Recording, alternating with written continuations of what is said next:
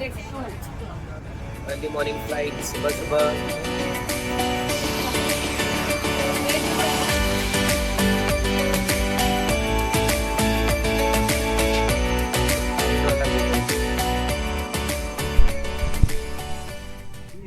There's a version of me that exists only in spreadsheets, slide decks, and back to back calendar blocks. That version of me is efficient, productive, optimized. And there is this version, the one my wife recognizes more than my colleagues do. The one that shows up between flights and sunrises and early morning gym sessions in cities I have never been to before. I have built a decent life around three things I genuinely love: her, the gym, and travel. Everything else, if I'm honest, is just the stuff that pays for this. I don't know which version is more real, but I know which one feels more alive. We landed in Da Nang on a 6 a.m. flight from Ho Chi Minh City, four of us: me, my wife, my brother in law, and his wife. The kind of travel group where everyone is excited but no one has slept enough. The kind where someone always makes the wrong call at the airport coffee counter and somehow it still works out. Da Nang greeted us with warm air and the promise of something new, of something slow.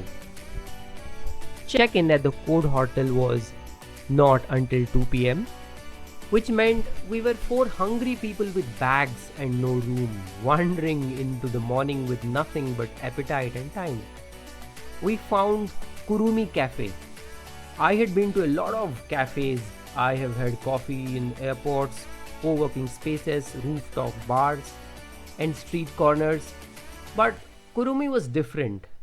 The kind of place where you walk in and immediately feel like you have been living wrong.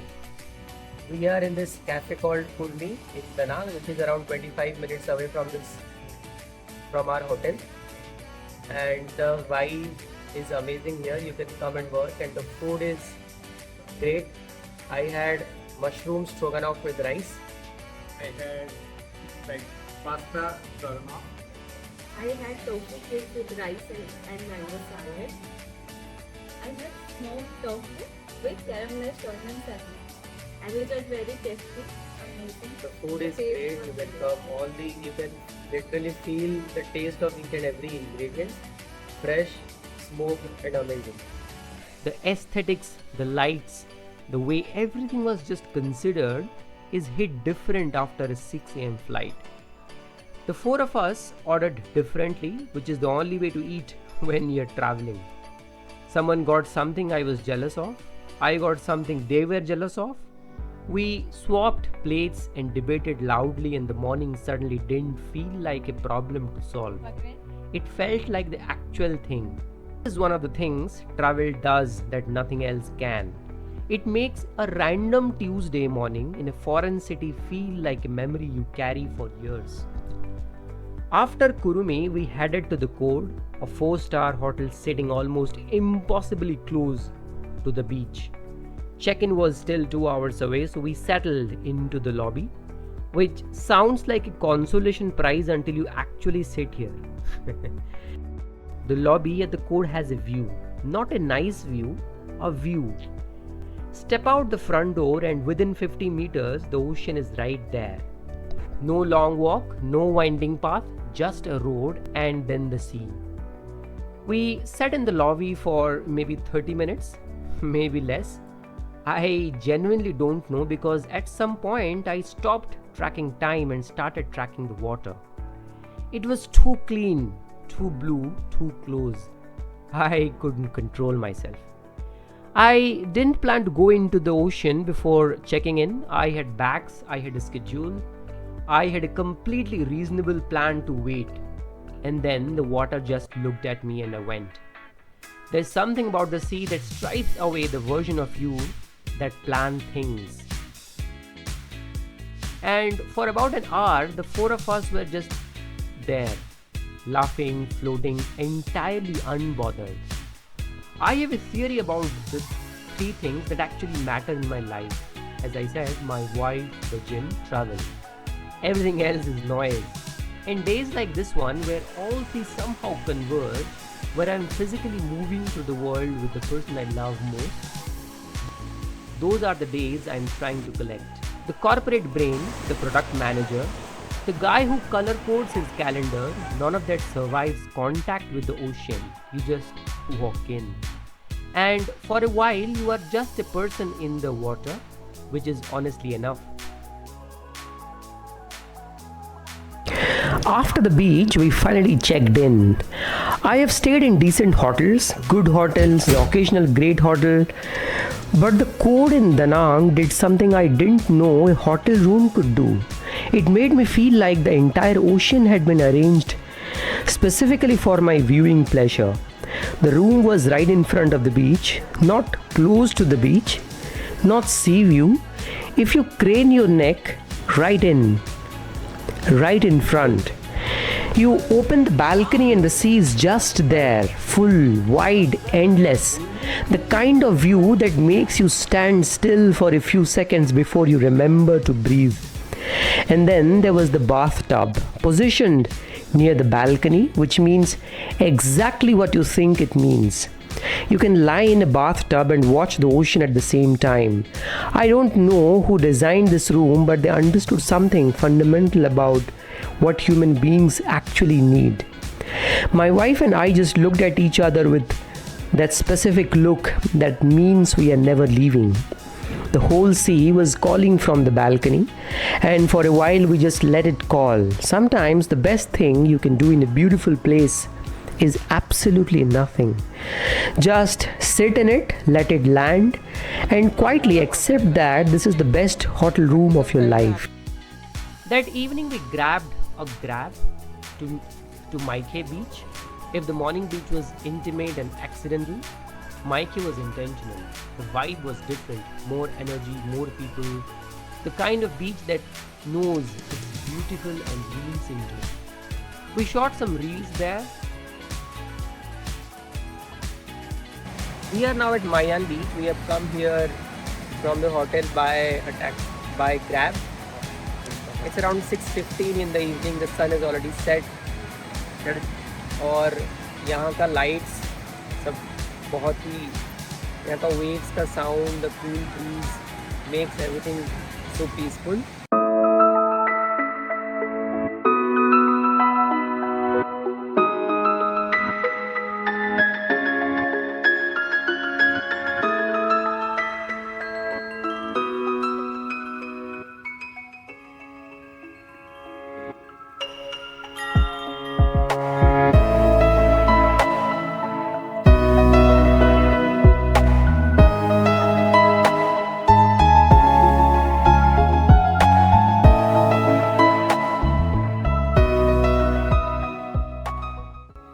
The light was good, the mood was good, everything was just working. The dinner, then some late night shopping through the lanes nearby.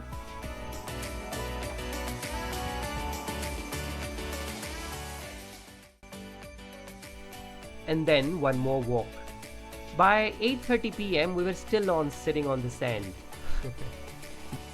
Just because the beach was there and the night was warm and some places you go back to twice in one day without needing a reason. Just us. The beach at the night in Da Nang is something else entirely. Quiet, secluded. The kind of lonely that feels like a gift, not a loss. Most people had gone home. Ocean didn't care. It just kept going. Right now it's 10 p.m. and we are just in front of our hotel. There's no one around this beach, and we are all alone, and we are just roaming around. And बस हम दोनों हैं और ये बीच में पानी का sound, waves का साउंड, और ये इतना पीसफुल और अमेजिंग फील हो रहा है ना, मतलब I set an alarm for sunrise. I always set an alarm for sunrise, by the way, when I travel. My wife thinks this is both my best and my most exhausting quality. Here is what I believe. The most honest moments of any day are sunrise and sunset. Everything in between is performance, meetings and meals and movements and noise. But in those edges of the day, when the light is either arriving or leaving, the world gets quiet enough to actually hear itself.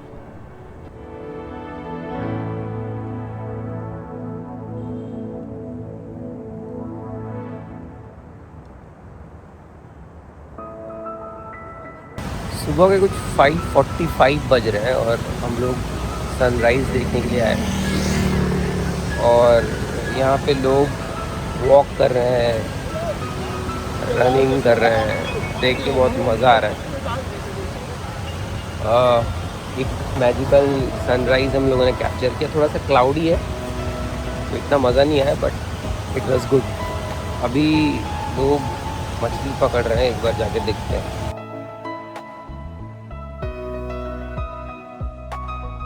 The sunrise in Da Nang that morning was cloudy. It didn't deliver the dramatic orange sky I had half imagined, but it delivered something better: presence. We were at the beach early, and so were they, the fishermen.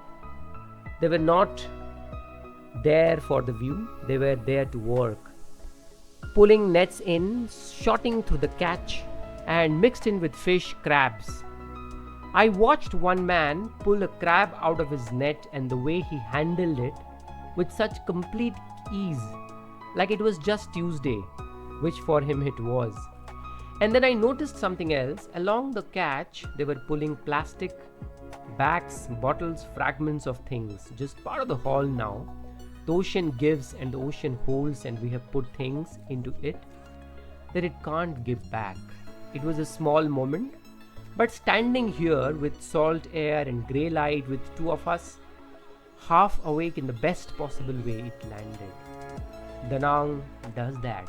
It sneaks up on you. ऐसे समंदर में मछली पकड़ना हम लोगों ने पहले कभी देखा नहीं था। आज देखा और बहुत ही मज़ा आ रहा है। सनराइज, समंदर, peaceful vibe, perfect start of the day. आज बाना हिल्स जाएंगे, बाना हिल्स एक्सप्लोर करेंगे। Will check out around 12-12:30, stay in Bana Hills. See you there. For breakfast even settled, my brother-in-law and I found the gym, 16th floor, beach view, full glass. I've trained in a lot of gyms, basement gyms with no windows, corporate gyms with too many mirrors, hotel gyms with one broken treadmill and misplaced optimism. But this was something else entirely. The ocean was right there, spread out beneath us like it has nothing better to do than be beautiful while we lifted weights.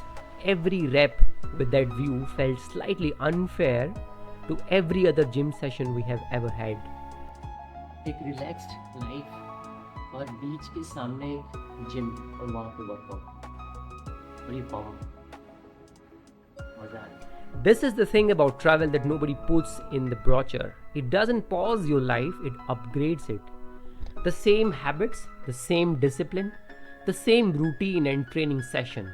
But suddenly you are doing it 16th floor above the South China Sea and everything feels more alive. My wife rolls her eyes when I say the gym is one of the 3 things I love the most in life. But she also knows that the version of me who trains it is the better version. Calmer, sharper, more present. And being present is the whole point of travel, isn't it? We had a session, a really good one. हमारे सामने एक I think Japan का पुल है, which must be around 65 to the couple of 60 to 60 में हो गए तो workout कर रहे हैं। Indians को ऐसे ही mindset aim to lift with 60 or that provide the resistance. Working out in Vietnam with a beach view in the cold, in the hotel in the cold. Some is lifting 20 kg, 25 kg of bench. Workout पूरा बंद था, फिर थोड़ा बहुत workout करके मज़ा आ रहा है, वो रेजिस्टेंस ये enjoy.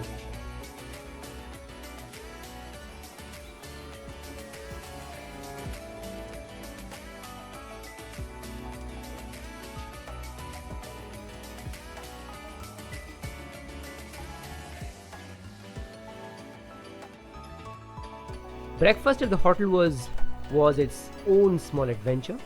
Vietnam is extraordinary at many things. Vegetarian option at 5-star hotels is not one of them.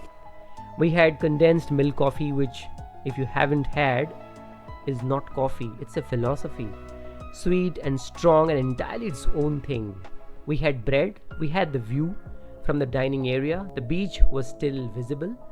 The same ocean we had been in and around the beside for the past 18 hours. We ate slowly.